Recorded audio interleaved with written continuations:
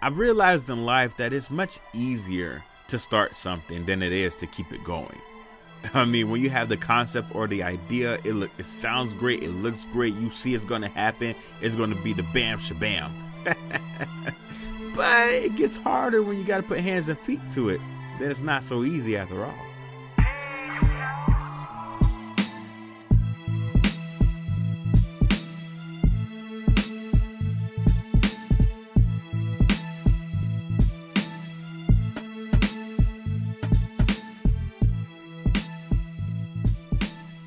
Matthew chapter 24 verses 1 through 14 says, Jesus left the temple area and he was going on his way when his disciples came up to point out the temple buildings to him.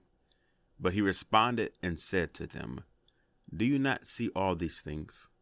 Truly I say to you, not one stone here will be left upon another which will not be torn down." And as he was sitting on the Mount of Olives, the disciples came to him privately, saying, "Tell us, when will these things happen?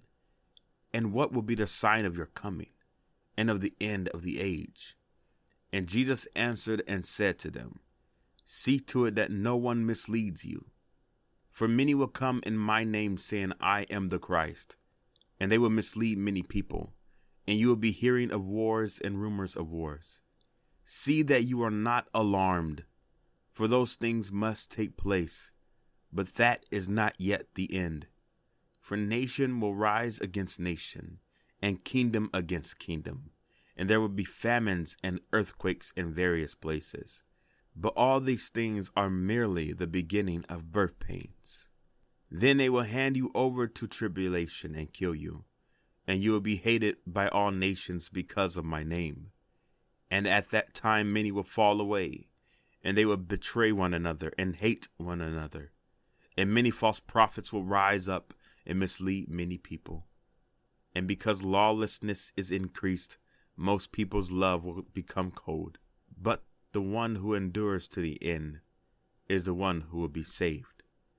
This gospel of the kingdom shall be preached in the whole world as a testimony to all the nations, and then the end will come." Jesus is nearing the end of his time here on earth when this is happening. And he, his disciples, his followers, they are all in Jerusalem. He is in the process of preparing his disciples for his death. In this account, they are walking through the temple in Jerusalem, and the disciples are in awe of the structure, the temples that are there. Obviously intrigued by the statement that Jesus told them earlier. The disciples asked Jesus, "When will this happen? When will the temples fall? When will the end of the age be that you are talking about?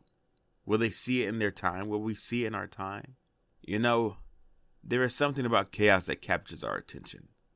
And we see this in the response that Christ Jesus gives to his disciples, because he tells them to not be alarmed, for these things must take place. But it is not the end. What are those things? It's deception. Nation against nation, kingdom against kingdom, authority against authority, famines, earthquakes, a falling away from the faith, hatred of one another, lawlessness, and cold-hearted love. These are the birth pangs of life, but it is not the end. In our lives, we may witness life-altering events or go through hardship, and it could seem like uncertainty rules the day. It could seem like the world is coming to an end, but Christ says, "Do not be alarmed, for it is not the end." So don't be alarmed. But the feelings of uncertainty, the pressure and the stress that it places upon you is still there. You can't help but feel scared or frightened. So on the heels of the insurrection at the Capitol building in Washington, D.C., I asked myself, what becomes of us? I took time to process everything that was going on in the world, and I kept asking myself, what becomes of us? What becomes of the collective group of people living in a fallen society? What becomes of the dreams and the goals of organizations and individuals when success is no longer based on the quantity of possessions that we have? What becomes of us when our currency is no longer valuable or has any value? What becomes of us when online influence carries no weight? What do we do? How do we continue? What becomes of us? And I realized that this is not a question that is just asked concerning a dystopian future, but this question has been asked all throughout history. What becomes of us was asked by the Israelites when they were taken captive by the Babylonians. It was asked when indigenous people were strategically, politically, and militarily removed from their lands.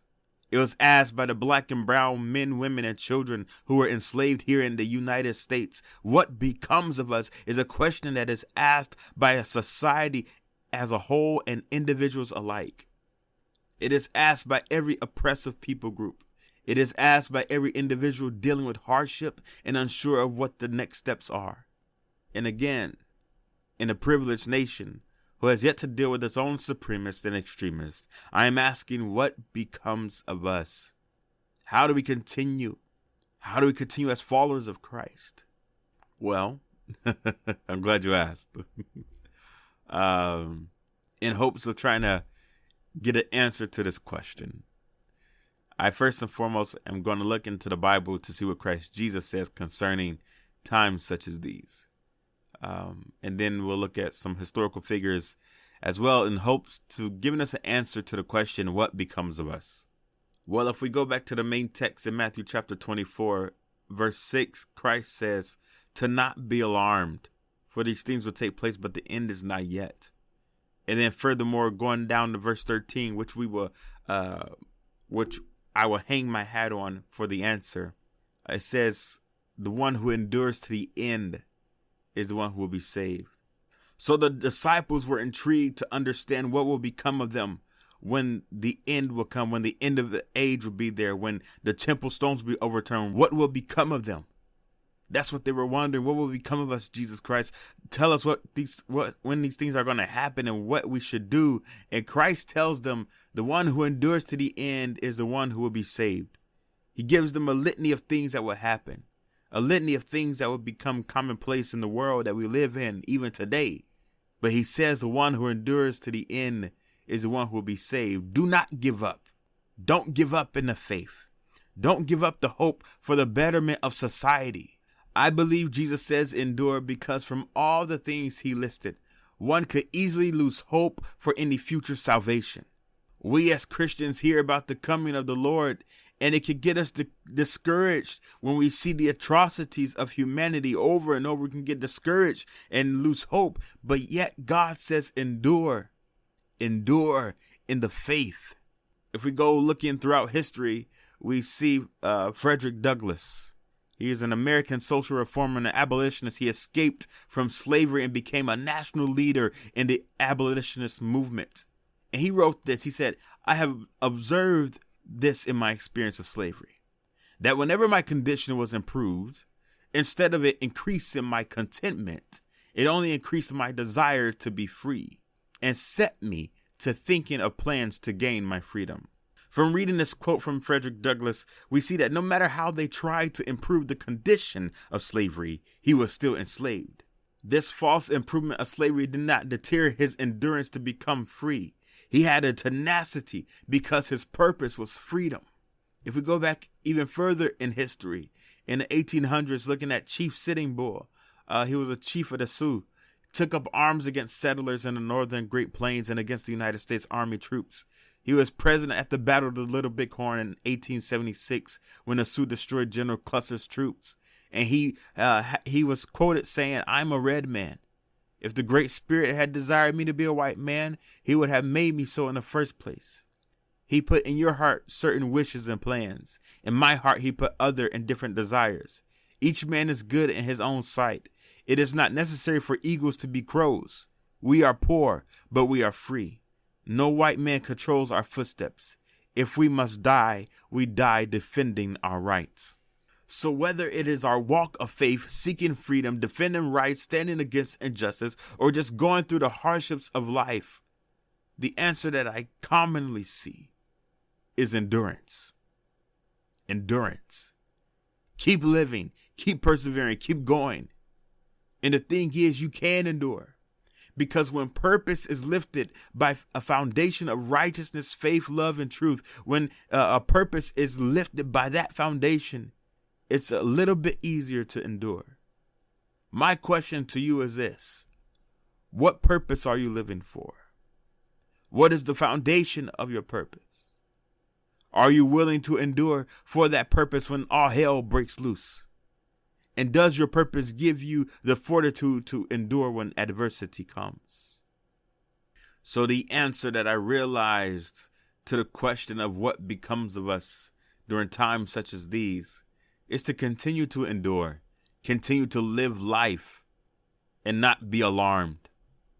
When Christ Jesus listed everything that we would see in our days, famines, wars, rumors of wars, lawlessness increasing, we're surprised by these things because they're terrible, but yet we should not be surprised of them in a sense, because we're told that these things would happen.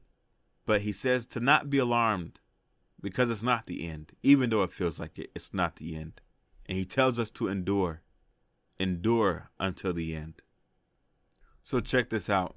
The end will come when the gospel of the kingdom is preached in all the world as a testimony to all the nations, a testimony to all the people groups, to every tribe seen and unseen. This gospel of the kingdom shall be preached in the whole world as a testimony, and then the end will come. The end of this age is not predicated based off atrocities, but God will have the final say when the whole world hears of the testimony of the gospel of the kingdom. So take heart, continue to endure, continue to fight the good fight of faith, continue to fight to spend time with the Lord, continue to fight to just be in the presence of God. Thank you for listening to Refined and Refreshed. My name is Ralph Joseph Monroe III, and have an awesome, wonderful day. And if you're going through a hardship, if you're going through a tumultuous time, endure. Remember to endure. Seek the face of the Lord and endure. You can do it. Love you.